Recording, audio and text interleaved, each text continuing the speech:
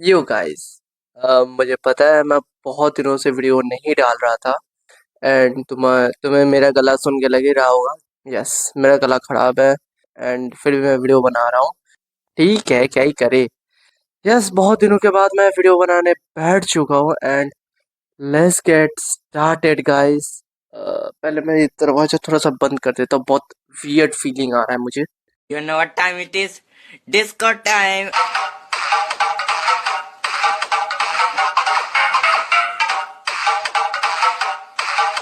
So hello guys, कैसे सब लोग? आशा करता हूँ आप सब बढ़िया है। एंड आज मैं तुम्हें सुनाने जा रहा हूँ मेरा स्टोरी। एंड ये एक ऐसा स्टोरी जो मैं खुद बनाता हूँ, अपने हाथों से लिखते हुए खुद बनाता हूँ एंड मैं तुम्हें सुनाता हूँ। एंड ये होने वाला है शॉर्ट स्टोरी। मैं तुम्हें पहले भी बता चुका था कि मैं शॉर्ट स्टोरी जल्द लेके आने वाला हूँ। मतलब हर महीने एक वीडियो अपलोड होता है और एकदम अंत के महीने में, मतलब जब महीना एंड होने वाला है, मतलब एक साल जब खत्म होने वाला होता है, तब मैं वोट ओपन कर देता हूँ। उसके अंदर मैं तुम्हारा राय सुनना चाहता हूँ कि तुम्हें इन शॉर्ट स्टोरी के सीरीज में तुम्हें कौन सा स्टोरी बहुत बढ़िया लगा है। एंड जो भी स्टोरी तुम्हें बढ़िया लगता है उसके ऊपर मैं फुल्ली एक वीडियो बना सकता हूँ। मतलब उसका शॉर्ट स्टोरी को लेकर मैं एक लॉन्ग फॉर्मेट में एक वीडियो बना सकता हूँ, अलग अलग पार्ट्स के जरिए। अभी तुम लोग सोच रहे होंगे कि two heart one thread connection का पार्ट 2 क्यों नहीं आया। मैं कह देना चाहता हूँ कि उसके ऊपर अभी भी थोड़ा सा काम बाकी है। बट मैं चाहता हूँ कि अभी उसको कंटिन्यू ना करते हुए मैं तुम्हें कुछ डिफरेंट भी दिखाते रहूँ, जिससे तुम्हें अगर एक स्टोरी में बोर हो रहा है तो तुम्हें अलग अलग कंटेंट भी मिलते रहे।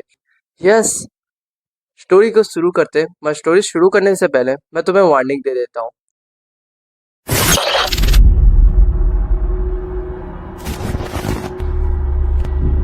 इस स्टोरी में बहुत ज़्यादा डार्क एंड डिस्टर्बिंग होने वाला है। सो जो लोग डार्क और डिस्टर्बिंग चीज़ें मतलब नहीं सहन कर पाते, तो उन्हें मैं कहूँगा प्लीज़ ये वीडियो छोड़ के जा सकते हो। एंड अगर तुम लोग 18 साल से कम हो और ये वीडियो गलती से क्लिक कर दिए हो तो जल्दी से निकल जाओ, नहीं तो तुम्हारी मम्मी चुरा लूंगा। सॉरी, ऐसे मत देखो यार, ऐसे मत देखो। क्या कर रहे हैं? अबे बहन, ये गलत है मादर। यस, 18 साल से कम हो तो यहाँ से निकल जाओ, क्योंकि ये 18 प्लस वीडियो होने वाला है, फुल्ली आर रेटेड। क्योंकि इसके अंदर हम लोग डार्क, डिस्टर्बिंग, ऐसे टाइप के सीरियल, ऐसे टाइप की चीजें इस शॉर्ट स्टोरी में होने वाला है। तो मैंने इसलिए वार्निंग दे दिया तुम्हें। जिनके पास बहुत ज्यादा जिगड़ा है मेरे जैसा, वो लोग के लिए welcome another video. So let's get started guys. Story शुरू करने से पहले मैं तुम्हें स्टोरी का नाम बता देता हूँ। Story name is I am not a killer X black magic doll. So शुरू करते हैं। इसी नाम के अंदर तुम्हें इसका पूरा का पूरा चीजें समझ में आ चुका होगा कि क्या होने वाला है इसके अंदर। एंड जिन्हें समझ में नहीं आया, स्टोरी कंटिन्यू करते हैं। स्टोरी के स्टार्टिंग में हमें दिखाया जाता है कि एक बंद कमरा होता है। पूरा कमरा वाइट कलर का होता है एंड एक जगह पर ब्लैक कलर का ग्लास लगा होता है। वहां पर कुछ समझा नहीं जा सकता था ये कैसा रूम है। फिर हमें बताया जाता है ये रूम कोई नॉर्मल रूम नहीं है। ये एक इंट्रोडक्शन इंटो इंट्रो मादर पूछताछ वाला रूम है। ठीक है, पूछताछ वाला रूम। तो ये पूछताछ रूम में एक लड़का बेहोश हुआ होता है। हमें पहले बताया नहीं जाता कि ये है कौन, बट देख के लग ही रहा था कि ये कैदी है। एंड वहां पर एक गार्ड भी खड़ा हुआ होता है। उसी रूम के अंदर एक ऑफिसर एंटर करता है। जब वो एंटर करता है तब वहां पर जो गार्ड होता है वो उसे रोकता है। ऑफिसर अपना कार्ड दिखाता है एंड उस कार्ड से देखने के बाद हमें पता चलता है कि वो ऑफिसर नॉर्मल ऑफिसर नहीं है, वो सीआईडी से है। एंड वो गार्ड जहाँ पर पहले खड़ा हुआ था वहीं पर खड़ा हो जाता है एंड उसे सल्यूट करता है। वो सीआईडी वाला ऑफिसर वो चेयर में बैठता है एंड वो जो बेहोश हुआ वाला लड़का होता है उसका वो पल्स चेक करता है कि वो जिंदा है भी क्या नहीं। फिर ऑफिसर को पता चलता है कि वो जिंदा तो है बट वो अभी बेहोश है। आई थिंक उसे बहुत मारा गया है। उसके बाद उस गार्ड को बोलता है कि एक पानी का गिलास लेके आओ। एंड वो गार्ड वही करता है। वो एक पानी का गिलास लेता है और ऑफिसर को दे देता है। ऑफिसर उस ग्लास से थोड़ा सा पानी पीता है एंड उस लड़के के ऊपर फेंक के मारता है पानी, जिससे वो लड़का हड़बड़ी के उठ जाता है। एंड वो कहता है, ये मैं कहाँ पर हूँ, ये कौन सी जगह है, तुम कौन हो? वो ऑफिसर कहता है, तुम अभी पूछताछ रूम में हो एंड तुम्हें अभी अरेस्ट कर लिया गया है। वो लड़का वो चीज़ सुनता है एंड कहता है, ओ हाँ, मुझे याद आया। वो ऑफिसर कहता है कि चलो बताओ, तुमने उन दोनों लड़कों का खून क्यों किया? वो लड़का कहता है, मैं बहुत बार कह चुका हूँ, मैंने खून नहीं किया है। वो ऑफिसर वही कहता है कि हर चोर अपने आप को दोषी ना होने का ठहराता है, बट असल में चोर ही दोषी होता है। तो बताना है तो सच सच बताओ। एंड वो लड़का कहता है कि प्लीज बिलीव मी, मैंने उसका खून नहीं करना चाहता था। मतलब आप समझ सकते कि मेरा आत्मा नहीं चाहता था, मगर मेरा बॉडी वो कर बैठा है और इसलिए मैं पूरी तरीके से दोषी नहीं हूँ। वो ऑफिसर सीधा टेबल में हाथ मारता है एंड उसे कहता है कि सच सच बताओ, मेरा दिमाग खराब मत करो। ये बताओ, तुमने खून किया है कि नहीं? बस हाँ और ना।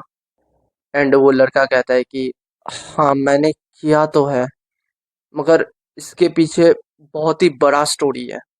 वो ऑफिसर कहता है, बड़ा स्टोरी? जो भी गुनाह करते हैं वो सारे के सारे लोग एक एक मन गढ़ंत स्टोरी बनाते हैं, और मुझे वो स्टोरी सुनना बहुत पसंद होता है। पता है, उसके पीछे एक झूठ होता है, मगर वो मन गढ़ंत स्टोरी मुझे सुनने में बड़ी मजा आता है। तो बताओ, तुम्हारा स्टोरी क्या है? मैं सुनना चाहता हूँ। वो लड़का स्टोरी सुनाने लग जाता है। 2 हफ्ते पहले वहां पर एक लड़का ब्लॉगिंग कर रहा होता है एंड उसका नाम होता है राकेश। वो लड़का ब्लॉगिंग कर रहा होता है। आई डोंट नो वो क्यों कर रहा होता है, मगर यस वो कर रहा होता है। वो ब्लॉगिंग में ऐसे कहते रहता है कि हेलो गाइस, कैसे हो सब लोग। आज मैं ब्लॉगिंग क्यों कर रहा हूँ, क्योंकि मेरा दोस्त पता नहीं कहीं पर गायब हो चुका है। बोल सकते हो कि वो घर से भाग चुका है। हम लोग आज उसे ढूंढने जा रहे हैं। राकेश ये सारे कहते कहते वो फोन को बंद करता है एंड वो आगे चलने लग जाता है। उसके साथ और एक उसका एक दोस्त होता है, सैंडी।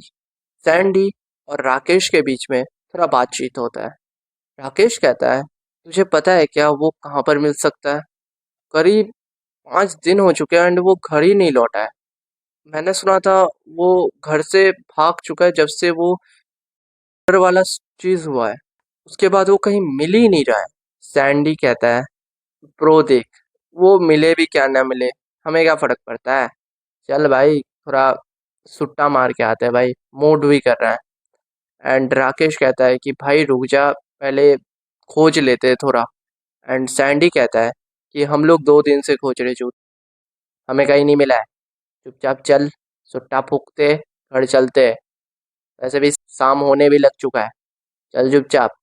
राकेश कहता है, एक काम करते हैं, हम लोग पहले उसके मम्मी के घर पे चलते हैं, उनके उसके मम्मी के पूछते हैं कि गया कहाँ है, वो किस लिए गया है।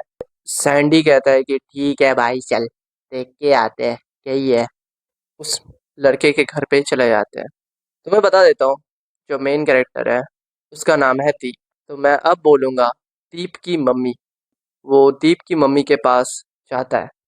दीप का मम्मी नहा रही होती है। वहाँ पर राकेश दरवाजे के छेद से देख रहा होता है एंड वो कहता है कि ओ शिट मैन, ये काफ़ी बड़े है। सैंडी कहता है कि चुपचाप अपने काम में फोकस करना, क्या ये लुच्चड़गिरी क्या कर रहा है। राकेश बोलता है, हाँ तुमने सही कहा। वो दरवाज़ा ठकठकाता है एंड वहाँ से सैंडी की मम्मी ऐसे झाँक के देख रही। फिर कहता है कि तुम लोग क्यों आए हो? राकेश कहता है, वो अपना फ़ोन निकालता है एंड माइक निकालता है एंड वो पूछताछ करने लग जाता है, जैसे वो रिपोर्टर हो कोई। वो पूछता है कि आपको पता है दीप कहाँ पर गया है? क्योंकि वो कुछ दिनों से घर पे नहीं आया एंड हमारे साथ भी कोई बातचीत नहीं हुआ है। तो आपको कुछ कुछ पता है क्या? दीप की मम्मी कहती है कि नहीं, वो कुछ दिनों से गायब तो है।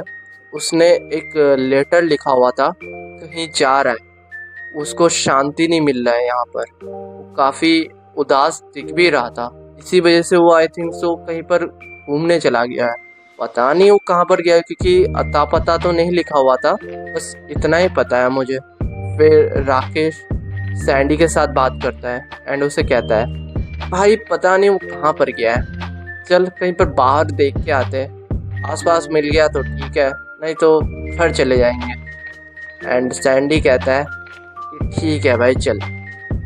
लोग वहाँ से चले जाते हैं। उसके बाद रात हो चुका होता है, 7 बज रहे होते हैं। तभी उन लोग एक जगह पर खड़े होते हैं, उसे ढूंढने लग जाते हैं। वो मैदान में ढूंढता है, वो कहीं झाड़िया में भी खोजता है, वो कुआं में देखता है, वो नाली में भी खोज लेता है।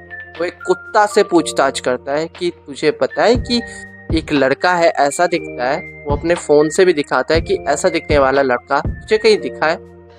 वहां पर सैंडी एक ही चीज कहता है, अबे तू कुत्ते के साथ पूछ रहा है, कुत्ता को कैसे मालूम हुआ, तेरा बाप भी उसे समझ में नहीं आएगा, चल यहाँ से।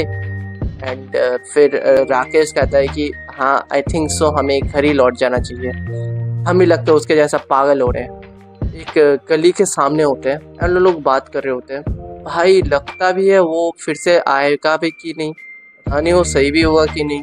तभी सैंडी कहता है भाई हमें फर्क भी क्या पड़ता है, हमसे क्या, हमारा जो काम था वो हम लोग कर चुके हैं। वैसे भी वो मर जाए कि वो जिंदा रहे, हमें कोई फर्क नहीं पड़ता है। अभी चल, रात होने वाला है, वो कहीं पर नाली में गिरा हो कि कहीं पर मर चुका हो, हमें कोई फर्क नहीं पड़ता है। हमारा जो उसके साथ जो काम बनता था वो हमने कर चुका है। हमें यहाँ पर ज़्यादा देर तक रुकना नहीं चाहिए, नहीं तो हमारी मम्मी हमारी पेल के रख देंगे। तो चुपचाप यहाँ से निकल जाते हैं। अभी उन लोगों का क्या मोटिव था और जो कर चुके हैं उन लोग, वो अभी तक बताया नहीं जाता है, वो तुम्हें धीरे धीरे पता चलेगा।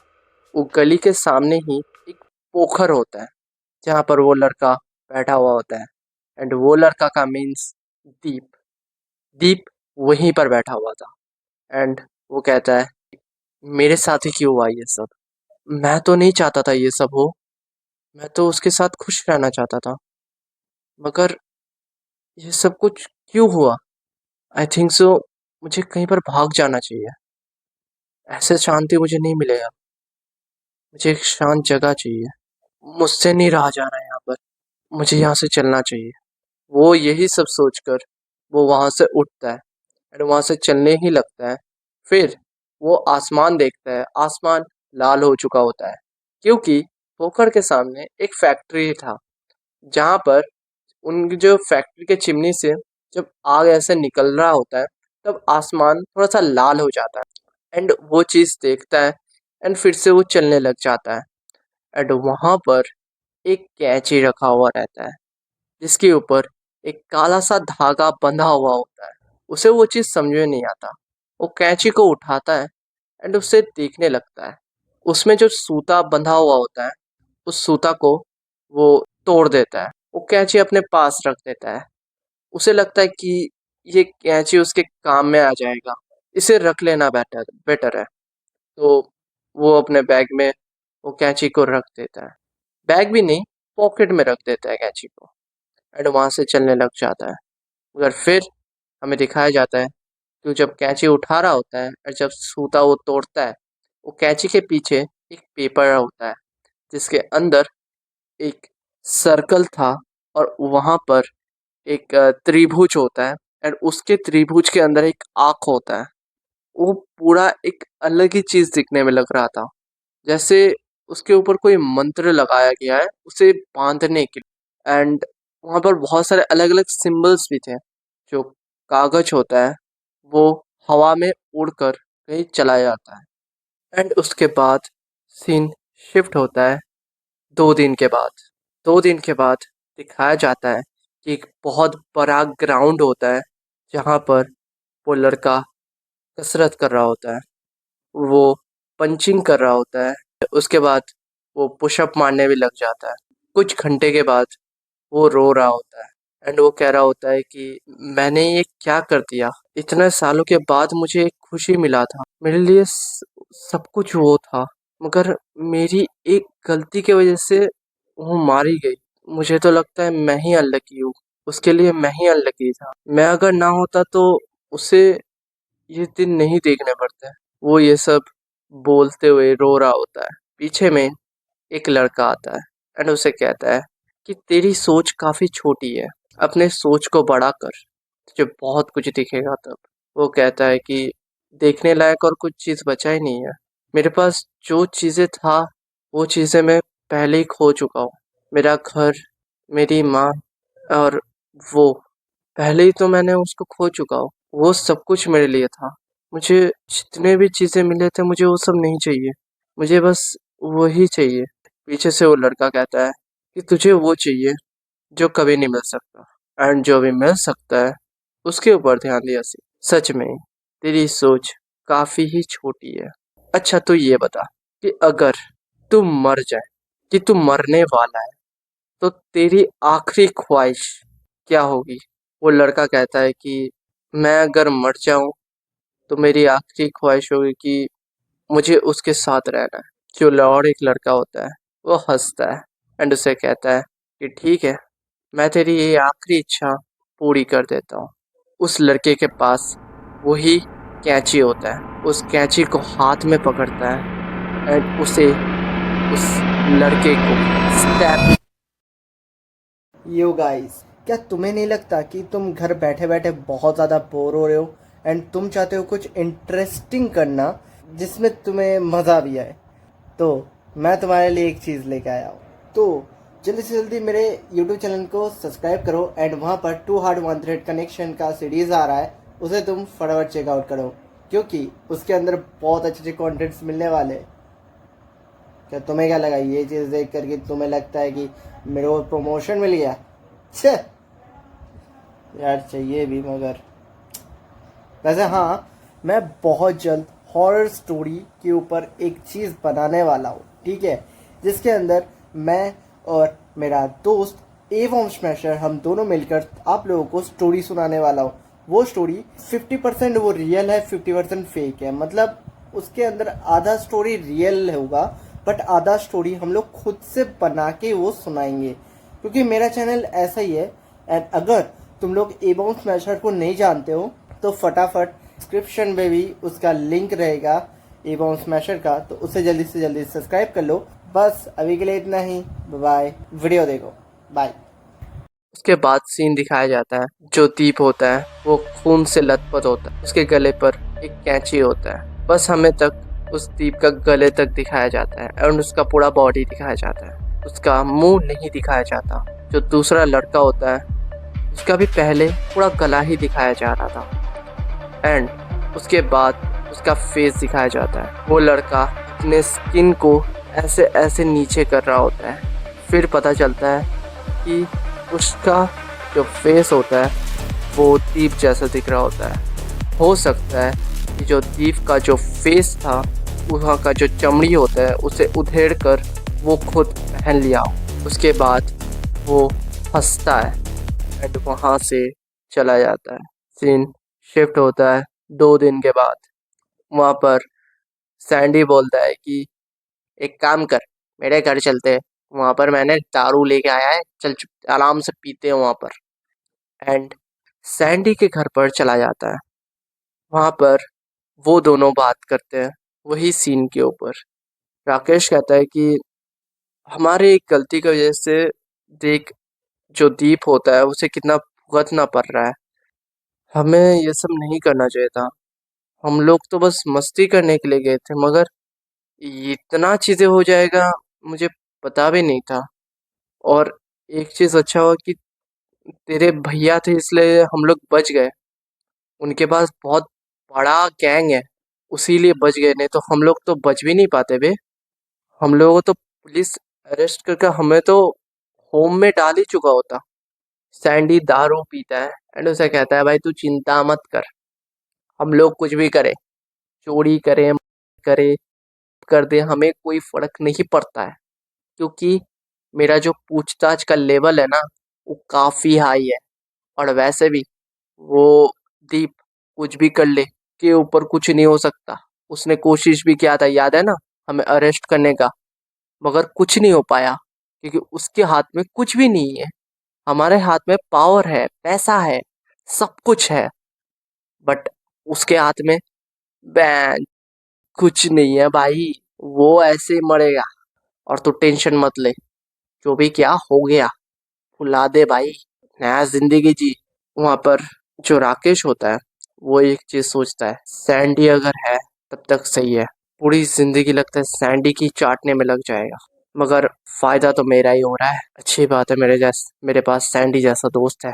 फिर अगले दिन जब राकेश एक गली के वहां से जा रहा होता है, वहां पर उसे कोई बुलाता है, राकेश। उसके बाद वो पीछे मुड़ता है एंड वो देखता है कि दीप वहां पर खड़ा हुआ रहता है। उसके हाथ में एक कैंची होता है। जो राकेश होता है वो कहता है कि तू तू यहाँ पर क्या कर रहा है यार, मुझे लगा था तू कहीं भाग चुका है, इतने दिनों के बाद तू आ गया। दीप कहता है कि इतने दिनों के बाद आखिरकार तुम मिल गया, चल भाग। वो कहता है भाई तू कहना क्या चाहता है यार, तू ठीक तो है ना। वो धीरे धीरे जब उसके आगे तक आता है, वो देखता है कि उसके मुंह पर खून लगा हुआ होता है। उसके कैंची में खून होता है जो धीरे धीरे उसका बूंद टपक रहा होता है। राकेश को पता चल जाता है उसे भागना चाहिए यहाँ से, कि अगर दीप उसे पकड़ लिया तो उसे जान से मार देगा। इसीलिए राकेश वहाँ पर भागने लग जाता है। जब वो थोड़ा सा आगे आ जाता है तब वो पीछे मुड़ के देखता है कि दीप तो कहीं दिखाई नहीं दे रहा है एंड वो एक मोड़ पर थोड़ा देर के लिए रुक जाता है। वो पीछे देखता है, वहाँ पर दिखता है कि दीप वहीं पर है एंड वो धीरे धीरे आगे आ रहा है। राकेश की फिर से फट जाती है एंड वो भागते हुए वही बड़े ग्राउंड में वो पहुँच जाता है। वो सीधा मुंह के बल गिरता है एंड उसके पैर में दर्द होना शुरू हो जाता है क्योंकि उसका नस चढ़ चुका था। वो कह रहा होता है कि प्लीज़ मुझे मत मारो, मेरा कोई इंटेंशन नहीं था वो सब करने का, तू मेरा दोस्त है भाई, तू समझ सकता है ना, ये सब सैंडी ने कराया है, मैं करना नहीं चाहता था। वहाँ पर दीप यही चीज़ कहता है कि तू इच्छा करके नहीं करना चाहता है, मुझे भी पता है, मगर किया तो तूने भी है, शामिल उसके अंदर तू भी था, तो गलती तेरे में भी आता है। वो धीरे धीरे आगे आता है। वहाँ पर राकेश रो रहा होता है, गिड़गिड़ा रहा होता है। दीप वो देख के हंसता है, उसे कहता है तेरे अंदर और भागने का ताकत नहीं है ना, तेरी सोच कितनी छोटी है। राकेश ये चीज़ सुनता है एंड गुस्सा हो जाता है एंड उसे कहता है अगर यहाँ पर सैंडी होता ना तो तुझे तो अब तक मार ही दिया होता। तुझे पता नहीं उसके पास कितना पावर है, उसके पास पैसे है। तू मुझे छोड़ दे, नहीं तो तू देख ले तू मारा जाएगा। वो चीज़ सोच देखता है एंड उसे हंसता है कि अगर मैं तुझे छोड़ दिया तू सैंडी के पास जाएगा, फिर गुंडे लेके आएगा, फिर तू मुझे मारने की कोशिश करूँगा और मैं छुपते रहूँगा। इतने सब चीज़ों से पहले ही मैं तुझे मार ही देता हूँ, तो ये इजी होगा मेरे लिए, है ना। वो चाकू लेता है, उसे स्टैब करने जाता है। राकेश कहता है कि प्लीज नहीं, मुझे माफ कर दे। वो सीधा उसके गले में स्टैब कर देता है। वो स्टैब करने के बाद वो हंसता है। दीप उस कैंची को पकड़ता है और अपने जीभ में लगाता है, जिससे उस कैंची के अंदर जितना भी ब्लड था उसके जीभ में आके गिरे एंड उसके बाद वो कैंची को चाटता है। वो कहता है खून भी कितना टेस्टी होता है अगर वो इंसान का हो तो। एंड उसके बाद वो वहाँ से उस लाश को लेकर एक जगह पर रख देता है, जहाँ पर अगेन दिखाया जाता है वहाँ पर और एक लाश होता है, हो सकता है वो दीप का ही हो। एंड उसके बाद वो वहाँ से चला जाता है। कुछ दिनों के बाद दिखाया जाता है कि वही ग्राउंड में सैंडी होता है। वो कहता है आखिरकार तू मुझे मिल गया, तो साढ़े ये बता कि तूने राकेश के साथ क्या किया है। मुझे पता नहीं, तू मुझे राकेश कैसे भी दे। वहाँ पर दीप खड़ा होता है एंड उसे कहता है राकेश इस दुनिया में नहीं रहा, उसे मैं पहले ही मार चुका हूँ, अब बारी तेरी है। जो सैंडी होता है वो काफ़ी ज़्यादा डर जाता है एंड उसे कहता है तू वो अभी बच नहीं सकता, मैं तुझे मार दूंगा।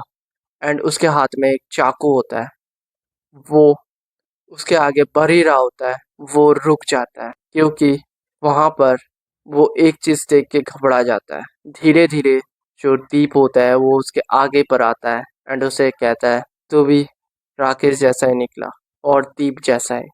तेरी भी सोच और तेरी दोस्तों की भी सोच काफी छोटी है। वो उसका गला में स्टैप कर देता है वही कैंची के साथ। ऊपर से वो मिनिमम उसके अंदर 20 से 30 बार स्टैप करता है, जिससे उसे धीरे धीरे ब्लड लॉस के कारण वो वहीं पर मारा जाता है। फिर वो जो दीप होता है वो अपना मास्क हटाता है। मतलब मैंने स्टार्टिंग में कहा था जो वो दीप को मार दिया था वही एक मास्क जैसा पहनता है जो दीप जैसा दिखता है। वो अपना मास्क हटाता है मगर वो मास्क हटता ही नहीं है क्योंकि असल में वो कोई और नहीं था, वो दीप ही था जिसने ये सब किया है। एंड जो बॉडी दिखाया जा रहा था पहले से वो दीप भी था मगर वो उसका अच्छाई था। वो बॉडी का रिप्रेजेंट ये था कि जो दीप है, जो अच्छाई वाला दीप है, वो उसे मार दिया है। वो जो दीप का बॉडी होता है वो अचानक वैनिश हो जाता है। वहाँ पर जो दीप होता है वो कैंची जब उसके हाथ से गिरता है तब उसे होश आने लगता है एंड वो वहीं पर उसका सर घूमने लगता है। वो इन दोनों का लाश देखकर वो रोने लगता है, तो वो वहीं पर बेहोश हो जाता है। सीन शिफ्ट होता है वहीं पर जहाँ पर पूछताछ रूम में था। वो जो सीआईडी का लड़का होता है, मतलब वो ऑफिसर होता है सीआईडी, तो ऑफिसर कहता है अच्छा तुमने ये सब जो किया मैंने समझ गया, तुमने उसे मारा क्यों, बट कोई कारण तो होगा ना उसके पीछे, किस लिए तुमने मारा।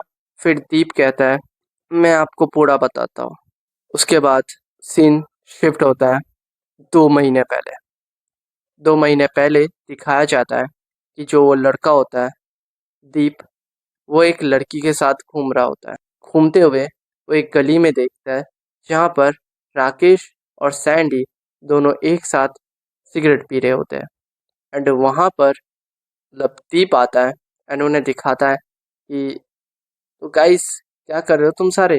एंड वहाँ पर सैंडी कहता है ऐसे ही भाई हम लोग सुट्टा फूक रहे थे, तू क्या कर रहा, और ये लड़की कौन है। दीप कहता है कि तो गाइस ये मेरी गर्लफ्रेंड है एंड इसका नाम है प्रीति।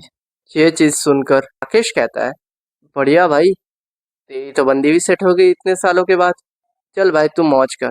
फिर दीप कहता है कि ठीक है दोस्तों मैं चलता हूँ, बाय बाय गाइस। एंड वही बोलकर दीप वहाँ से चला जाता है अपने गर्लफ्रेंड को लेकर।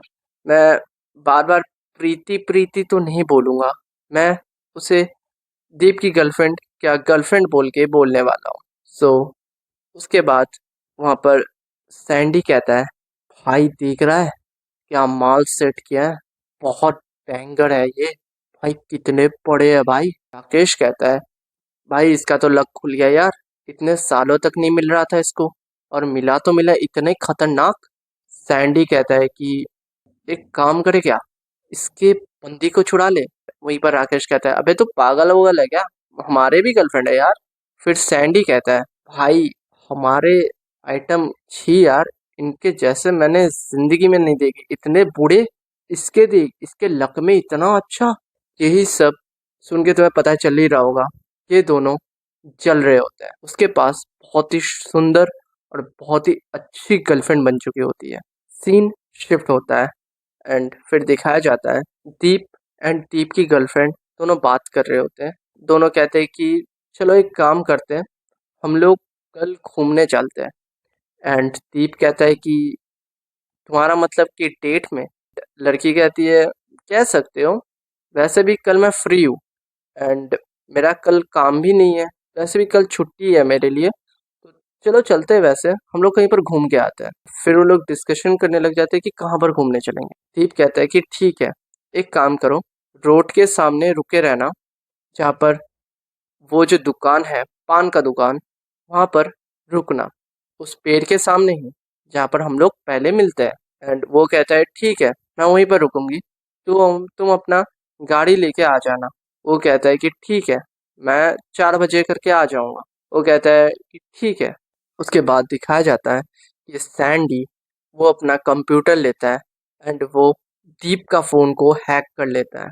वो लड़की को कहता है कि तुम एक काम करना, तुम 3 बजे आ जाना, क्योंकि मेरा 5 बजे से थोड़ा मतलब 4 बजे से थोड़ा दिक्कत है, तो मैं 3 बजे ही निकल जाऊंगा, तुम जल्दी जल्दी आ जाना, ठीक है।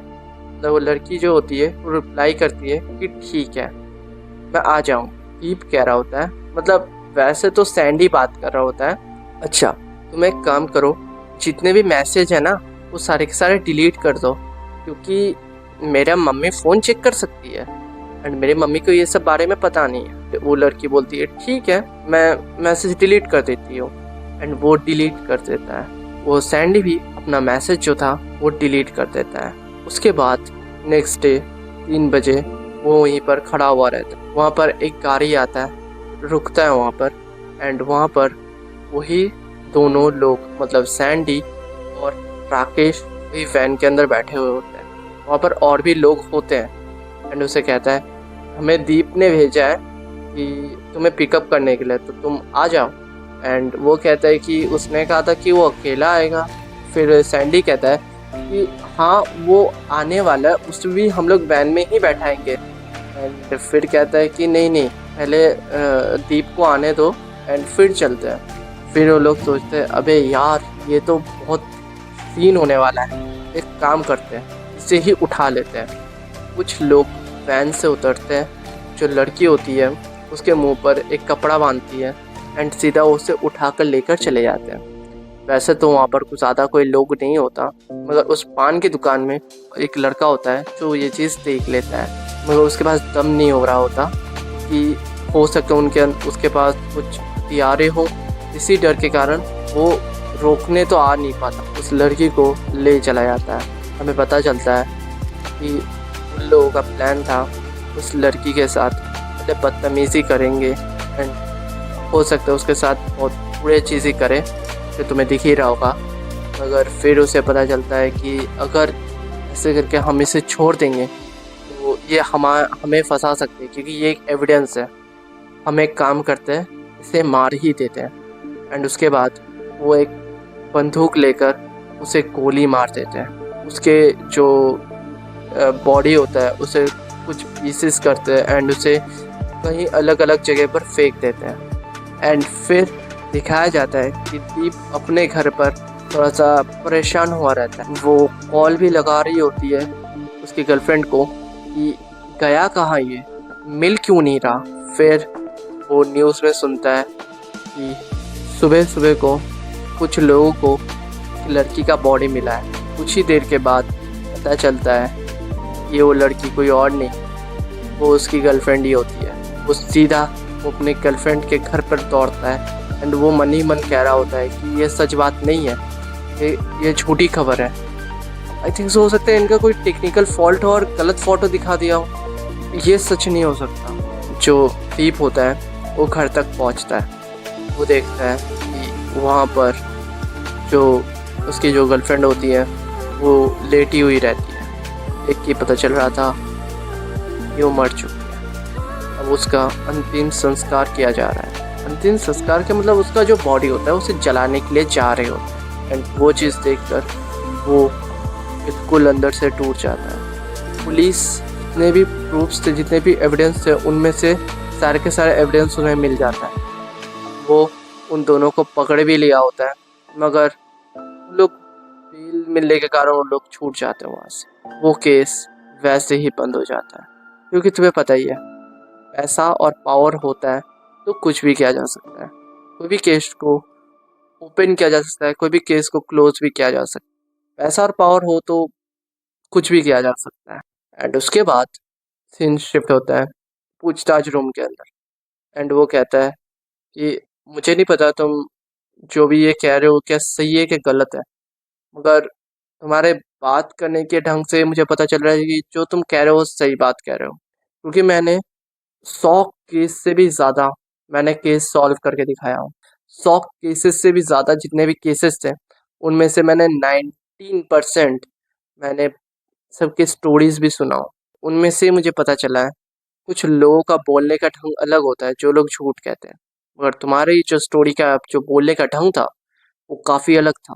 और मुझे लगता है तुम्हारे बात तो सही है, मगर तुमने ये मर्डर करने की वजह से तुम्हें जेल जाना ही पड़ेगा, हम लोग इसके ऊपर कुछ नहीं कर सकते। उसके बाद वो अपना गुनाह मान लेता है। एंड फिर सीन में दिखाया जाता है कि वो लड़का जो दीप हुआ होता है, दीप एक पत्थर के ऊपर बैठता है, खुला सा ग्राउंड होता है। वो देखता है कि सामने में वहाँ पर उसका गर्लफ्रेंड खड़ा हुआ रहता है।